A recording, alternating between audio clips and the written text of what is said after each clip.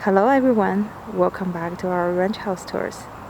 Yesterday I've shown you the backyard and the front yard of the house, and today I'd like to show you the inside. We're going to focus on the main floor space, which is the only part that we're living in right now. So this house is about 1700 square foot and 2 floors. The main floor and the basement are in identical size, so each of them is 850 square foot.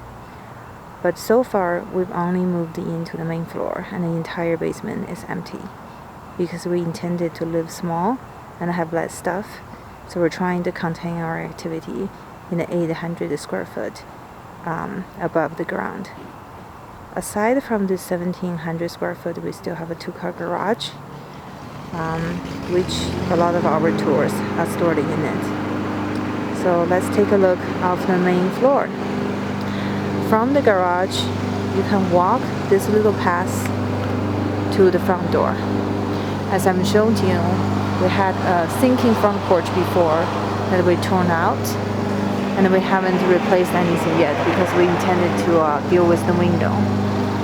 And this is our new front door, which slab replaced, and I painted the inside the front door a darker color to match.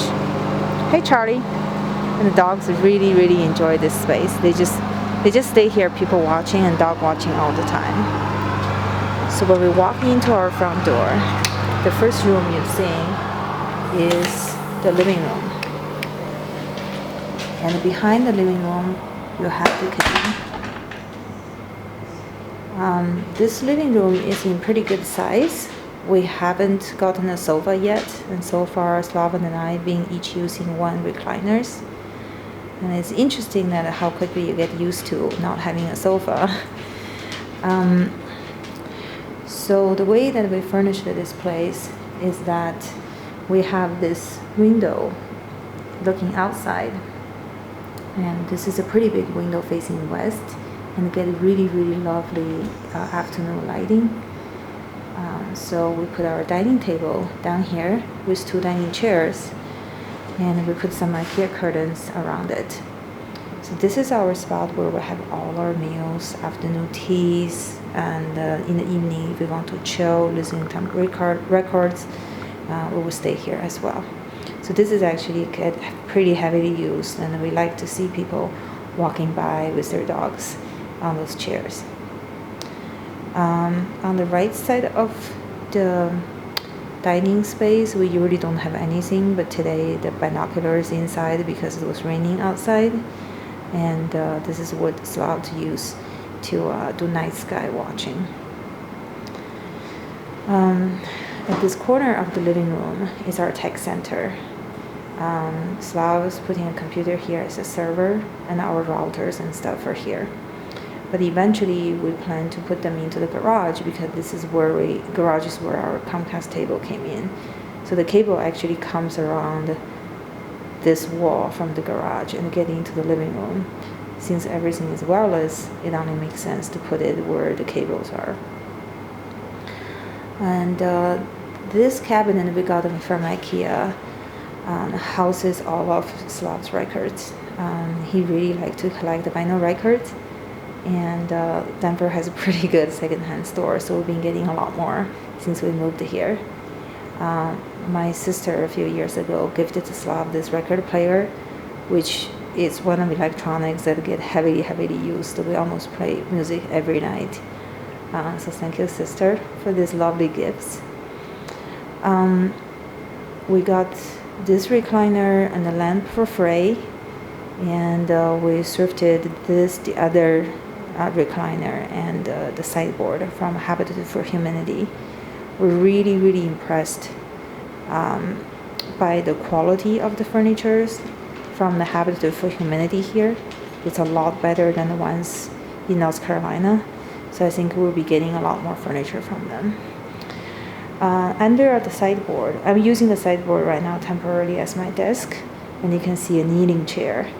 I actually have pretty bad back and the neck, so if I'm not using a standing desk, I need to use a kneeling chair to keep my spine straight. This chair is basically Roxy's. You can see we put a blanket on it because she's been using it pretty heavily. And we have one rug in the living room, which we brought from North Carolina. And we did that on purpose because one, is very easy to clean, and two, this rug was used for the dogs mostly. In North Carolina, this is the rug that they lay on, they play on, and renovation and moving around seems to put a lot of emotional stress on them. So we like to have one piece of something for them, which smell like home. Oh, nice kisses. So this is our living room. This wall you're looking at is the wall separating Slav's office and the living room. So we have two bedrooms on this floor. One of them is the office, which is right here. We use as office, and the other one, if you go through that door, is our bedroom. So we chose the bigger one as Slav's office because we really wanted to have a smaller bedroom. I wanted my bedroom to be cozy, just a host of bed, but nothing else. And this is how we separated those two rooms. Slav is working in there currently, so I'm not going to be showing you the inside of the room, just knowing that this is just like a square room with the desk right now and all our books. So it hasn't been really organized. One of the plans we have for this living space is to open up this wall because we really wanted to, Slav really wanted to be able to see the living space, and we want to be able to see each other all the time. Even, let's say I'm in the kitchen and he's in his office, and opening up this wall, but putting in a French door or a pocket door where we can close if we need to, in our mind is the perfect way of having some separation, but on the other hand, feel more connected. So this wall, since it's not a weight-bearing wall, we'll be tackling this project when the winter hits. Coming around this side, if you go into this little hallway, you would see Slav's office door on the left, and our bedroom door in the middle, and our bathroom on the right. I'm not going to be showing you much of the bathroom because it looks terrible. This is one of the things we really need to renovate when we have time and money. This is our bedroom. As you can see, it's not very big, which is perfect for us. This is a king bed. We always wanted a king bed, and in North Carolina, Slav built one himself, and we just, can't go back to queen anymore. I've shown you how I furnished this bedroom. What we want is for it to be simple but very comfortable. So we got an IKEA storage bed at the bottom, a very nice mattress from Costco, some very comfortable bedding, and we use IKEA curtains to block the view of the closet. So it's very easy to get clothes in and out. On the other hand, we introduced some color to this room, so not everything is white. On the other side, there's another closet as well, but it's facing the office. So since the office doesn't really need a closet, our plan is to reverse the closet to this side, so it would have double size of the clothing closet for us. But so far, most of the clothes actually fit into, at least the ones we use, fit into this little space. It's pretty packed, but it fits. So this is our bedroom, and if you go out, what you can see is the bathroom on the left, a linen closet in front of you, and we're going back to the living room. The last thing I want to show you, last thing that the main floor has, is the kitchen.